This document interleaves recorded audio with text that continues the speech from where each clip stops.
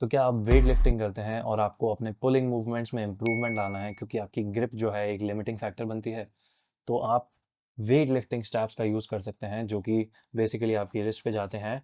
इसे आप टाइट करके अपने बार पे रैप करके इससे अपनी ग्रिप को इम्प्रूव कर सकते हैं। आज हम इसके बारे में बात करने वाले हैं, किसको इसकी ज़रूरत है, क्या आप सिर्फ ग्रिप स्ट्रेंथ ट्रेनिंग करके ही इसे इग्नोर कर सकते हैं या नहीं कर सकते हैं। आज इन सब चीज़ों के बारे में बात करते हैं इस वीडियो में। चलिए शुरू करते हैं। तो वेट लिफ्टिंग स्ट्रैप्स एक्चुअली में आपकी ग्रिप को इम्प्रूव करने के लिए होते हैं। इसका मतलब ये नहीं है कि आपको अपनी ग्रिप की स्ट्रेंथ को इग्नोर करना चाहिए।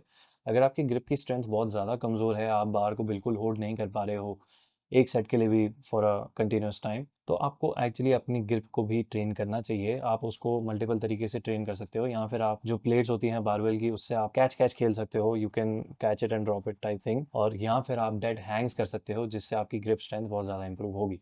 लेकिन उसके बाद भी grip strength is usually always going to be a limiting factor in weightlifting movements and pulling movements, क्योंकि जो बैक है वो एक much larger group of muscles है when compare to these four arms. ठीक है, तो बैक को ट्रेन करने के लिए आपको यूजुअली ज़्यादा वॉल्यूम लगेगा ही, क्योंकि इतना बड़ा मसल ग्रुप है और फोर आर्म इतना छोटा है, तो वो जल्दी एग्जॉस्ट होगा ही होगा।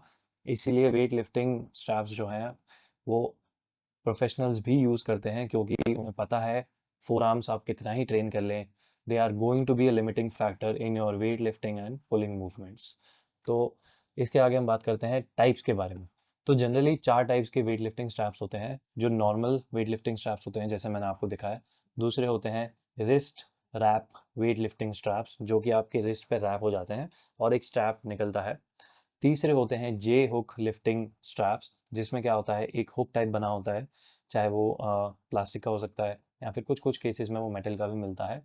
और चौथा और आखिरी केस होता है फिगर 8 लिफ्टिंग स्ट्रैप्स, जो कि डेड लिफ्ट्स में यूजुअली ज़्यादा यूज़ होता है। आइए इन टाइप्स के बारे में बात करते हैं, starting with normal weight lifting straps, जो कि कुछ इस तरीके के होते हैं, जिसमें रिस्ट रैप नहीं होता है। आपको इसको रिस्ट पे रैप नहीं करना होता है। जस्ट आपको क्या करना होता है, अपनी रिस्ट पे इसे डालना होता है और इसे खींचना होता है। बेसिकली ये आपको स्टार्टिंग में ऐसा कुछ दिखेगा, और आपको क्या करना है, आपको एक साइड का जो ये एंड है इसका, इसको इसके लूप में डालना है और एक ऐसा सर्कल बनाना है, जिसको आप फिर यूज़ करेंगे अपने हाथ पर। You can use it this way, और फिर इसे आप यूँ टाइट कर सकते हैं फॉर यूजिंग इट।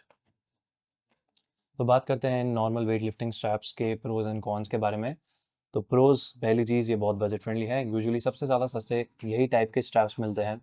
दूसरी चीज़, इनमें अगर आपको ऐसी पैडिंग मिल रही है तो these are not bad, these are also comfortable.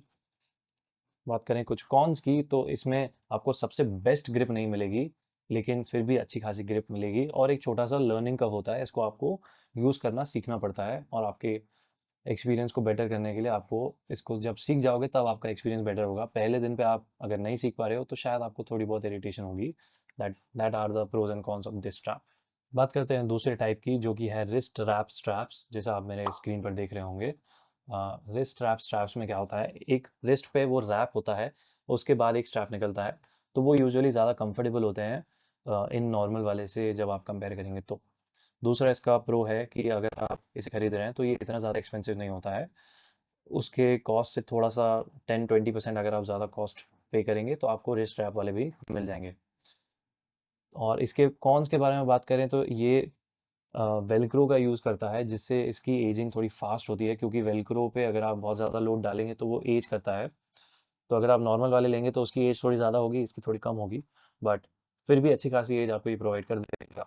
तो मेजॉरिटी लोगों के लिए ये सेकंड टाइप ज़्यादा अच्छा रहेगा, जो कि रिस्ट स्ट्रैप होता है और ज़्यादा कंफर्टेबल रहता है फॉर मेजॉरिटी पीपल। तीसरे टाइप का स्ट्रैप होता है जे हुक स्ट्रैप, जिसमें अब देखते हैं एक जे टाइप बना होता है, जो बार पे या फिर डंबल्स पे अटैच हो जाता है, और आप उसे फिर अपने मूवमेंट्स के लिए यूज़ करते हैं। ये वाला इट्स नॉट टू कंफर्टेबल और नेचुरल नहीं लगता है, क्योंकि बीच में जब वो हुक होते हैं वो आपके हाथ में लगते हैं। अगर वो मेटल वाले हैं तो वो हाथ में लगेंगे, और अगर वो सिंथेटिक वाले भी हैं फ्रॉम पॉलिएस्टर और सम मटेरियल, तो भी आपका वो लिफ्टिंग एक्सपीरियंस इतना ज़्यादा अच्छा नहीं करेंगे, आपको थोड़ा अननेचुरल फील होगा। जो बाहर से कनेक्ट आपको मिलता है अपनी ग्रिप यूज़ करके, वो आपको नहीं मिलेगा। That is its biggest con. और दूसरा एक कॉन है, इसकी प्राइस भी थोड़ी ज़्यादा रहती है। तो ये मेजॉरिटी पीपल के लिए it's not a good choice. और चौथा जो है वो होता है 8 फिगर, जिसे हम डेडलिफ्ट्स के लिए मेजरली यूज़ करते हैं, क्योंकि इसमें 4 पॉइंट्स होते हैं। तो अगर आप डेडलिफ्ट्स में जब भी वेट उठाते हैं तो it is a very heavy weight.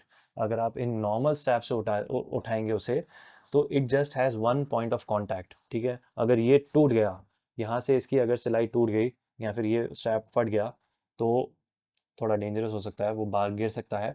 और फिगर एट में ऐसा होना पॉसिबल नहीं है, क्योंकि उसमें 4 पॉइंट्स ऑफ कांटेक्ट होते हैं। उसमें जो स्ट्रैप होता है वो रैप अराउंड होता है, और 4 पॉइंट्स ऑफ कांटेक्ट होते हैं उससे बाहर से, तो उसका टूटना इज नियर इम्पॉसिबल। बात करें उसके कॉन्स के बारे में, तो उसे आप मिड लिफ्ट छोड़ नहीं सकते हैं। अगर आप इसकी ग्रिप को लाइट कर देंगे तो क्या होगा, बार इससे खुल जाएगा और छूट जाएगा। लेकिन फिगर एट में क्या होता है, जो लूप होता है वो डायरेक्टली हमारे हाथ पे 2 बार स्ट्रैप होता है, तो इससे आप बार को मिड लिफ्ट छोड़ नहीं सकते हैं, विच कैन बी डेंजरस। तो इसीलिए आपको उसे एक्चुअली केयरफुली यूज़ करना चाहिए, but they are also very great if you want a dead lifting strap.